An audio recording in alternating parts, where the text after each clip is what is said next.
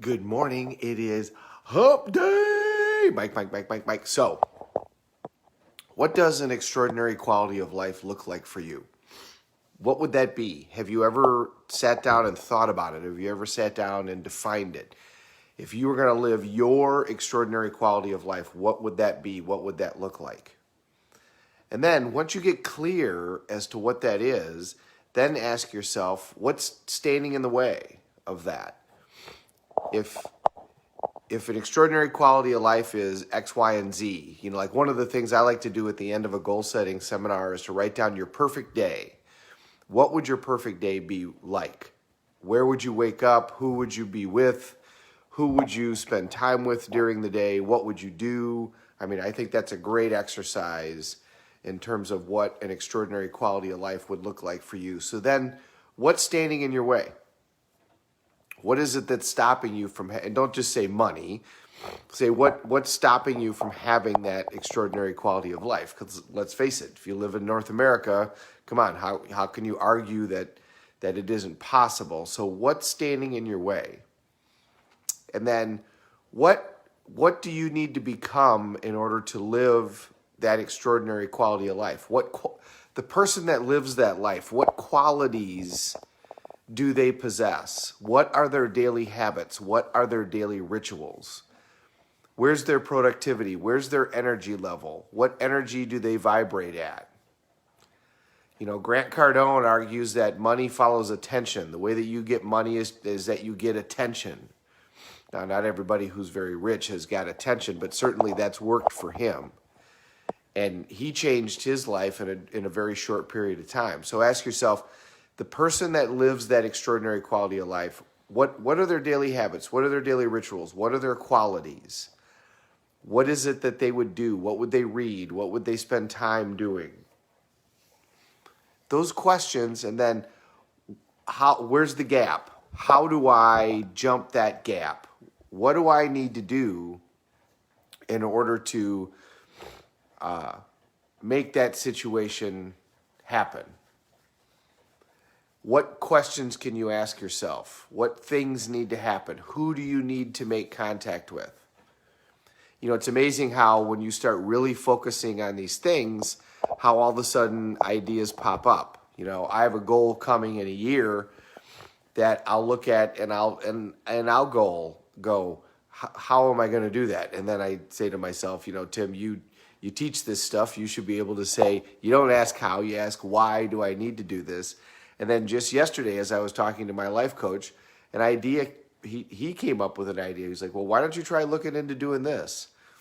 And I thought, well, that's an awesome approach, which, by the way, my Uncle Bill, who's watching this, I need to call you and ask I got to pick your brain on this topic because you have knowledge that would be helpful to me. So I got asked the last time, yesterday, I mentioned MEI. MEI is my real estate company.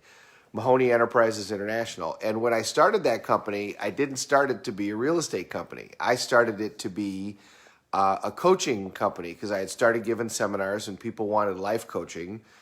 So I started a separate company for life coaching, but that never really took off, and I never really figured out how to monopolize on the seminars, which I really didn't want to necessarily do them for to make money. And since that time, I've started a foundation so that the money for the seminar goes into a foundation.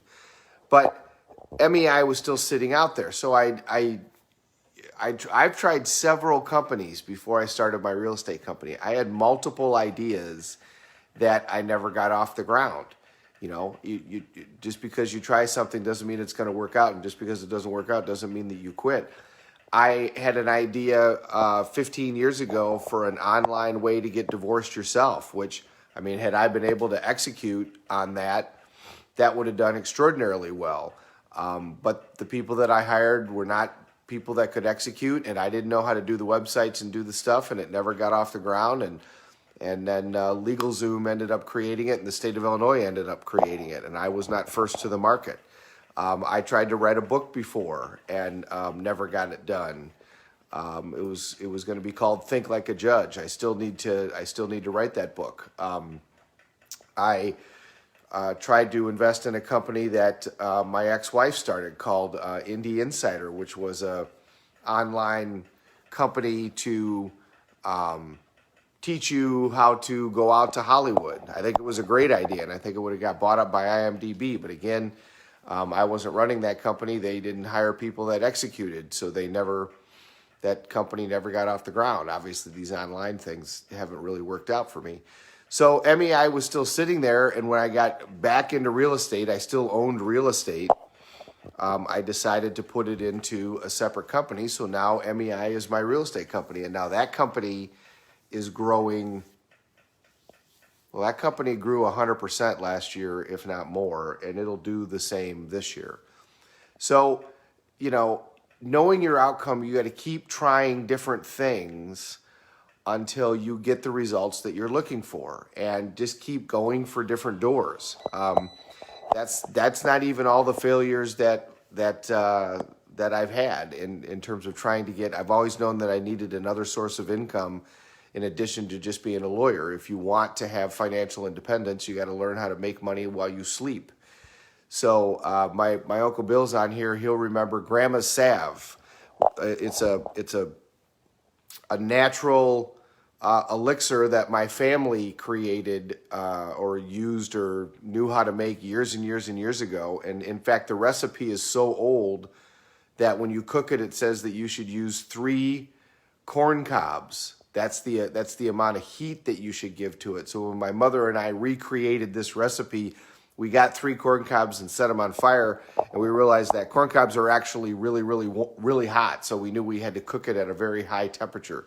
So, but we figured out how to recreate this elixir, but then I never really figured out anything to do with it. So that's still sitting out there. So the point is, define for yourself what would an extraordinary quality of life look like. What would that be? What would your day look like? Who would you be around? Who would you spend time with? What are the things that you would do? Then look at the qualities of that person that lives that life. What are their habits? What are their rituals? What are their beliefs?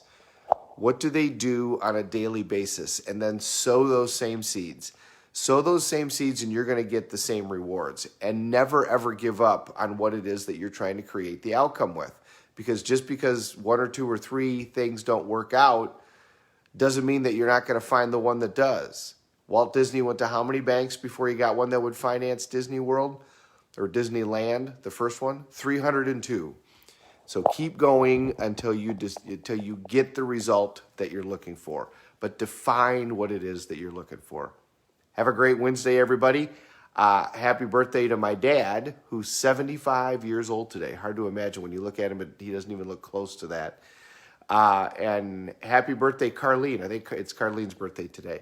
Good morning, Uncle Bill. I got to call you and say hey and talk to you about some stuff. And Jamie Williams, good morning to you too. Have a great day. We're all in this together. Let's take care of each other.